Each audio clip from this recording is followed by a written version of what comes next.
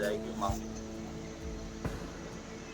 तो ये है, और आप तमाम लोगों से यही अपील है कि थोड़ा सा दर्द दिल रखिए, लोगों की मदद कीजिए। आपके सामने ही नहीं है लोग, इस तरह के आपको लोग मिल जाए।